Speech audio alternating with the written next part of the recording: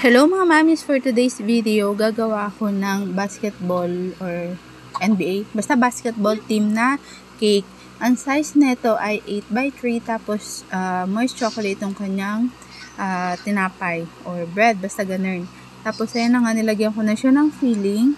And then, ang tawag nito, simple lang netong cake na to. Actually, kulay white, tapos may mga balls lang na design. Yung inspo ni customer is full fondant. Pero sabi kasi ni customer, ang gusto niya lang ay soft icing. Kaya ayan, medyo not totally rush pala, pero medyo short notice na siya. Kaya pa naman siya so far, kaya in-accept ko. So ayan na nga, slightly nag-struggle ako sa mga full fondant kasi na na mga sample or medyo pa-curve yung corner. Sinusunod ka din sa kahit na fondant. Kaya ayan, medyo nag-struggle ako na gawing hindi sharp edge or may pa-curve yung kanyang kanto. Mayap talaga siyang gawin.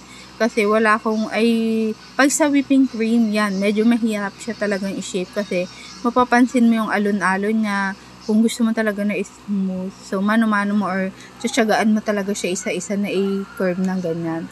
Pero kapag yung, parang boiled icing or basta yung mas soft or sa buttercream minsan kasi, mas nasunod siya. Hindi siya kasi ganun parang ka-stiff kagaya dito sa whip. Tapos, ayan na nga, ganyan lang yung design niya. May parang bilog lang siya na na sahig, parang ganun, 'di ba? Pag sa mga court, parang kulay sahig siya, ganyan, nakahoy. Nilagyan ko lang siya ng konti. Tapos yan nga pala yung pag-shape ng bilog na ganyan minsan para maging perfect shape siya. Ang hirap din niya talaga yung walang lampas-lampas, ganun.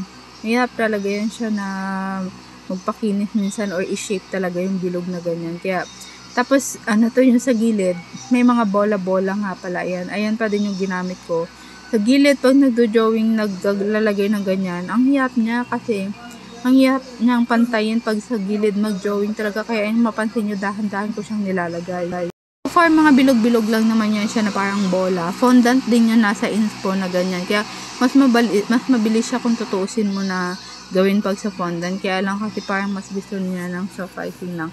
Actually, mas marshmallow nga yung sinabi niya na icing sa kaya lang sabi ko whipped frosting yung ginagamit ko. Though pwede naman siya sa marshmallow talaga na icing. Kaya lang, mas matyabaho kasi siya gawin. Tapos, ayan, diba? Hirap na hirap ako or struggle talaga ako gawin yan pag yung sa gilid ng mga drawing kahit na simple lang siya. Kasi nga, nasa patagilid yung, I don't know, basta ganyan. Tapos ayan, nilagyan ko na siya ng outline na puti para hindi siya ganun na mag-stain kasi papatungan ko pa yan siya ng kulay itim. Yung sa border niya nga pala, dapat para yan siyang pinilipit na what you call it?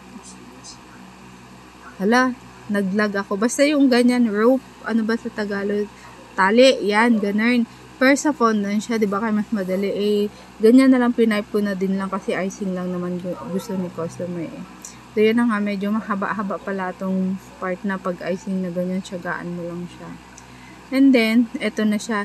Yung sa taas na design na bolang-bolang maliliit na yan, wala talaga, plain lang yun sa inspo. Kaya lang, kahit pa paano medyo unique yun sa customer or medyo naiiba, nilagyan ko siya ng bola-bola na ganyan na maliliit. Para, diba, kahit pa paano may design pa din siya sa taas, hindi siya ganun plain. Tapos nga pala, yung topper neto, ako yung nag-layout. Though galing sa Amazon yung yung design na yan, na happy birthday. Pero yung papu, ako na yung naglagay, ako nag-layout, mano-mano ko siyang ginawa talaga. Kaya yun, mabilisan lang siya. So far, kinaya naman magaya, diba? So, ito na yung pinaka-final outcome. Natuwa naman si customer sa kinalabasan. So, yun lang mga mami. Salamat sa inyo. Paalam. Ciao!